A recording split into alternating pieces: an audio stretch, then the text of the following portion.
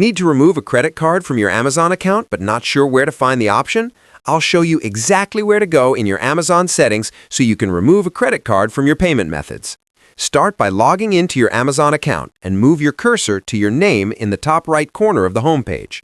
When the drop-down menu appears, click Your Account. Once you're inside your account dashboard, scroll until you find the Your Payments section and open it. This is where Amazon stores all the cards and payment methods linked to your account.